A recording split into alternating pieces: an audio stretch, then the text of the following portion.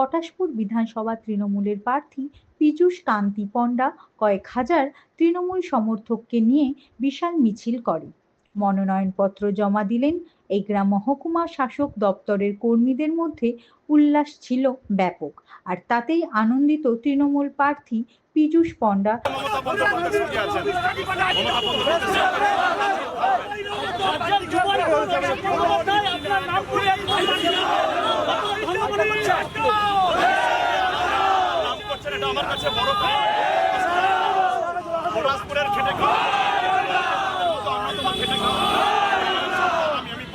সন্তান জন্য কাজ করতে চাই।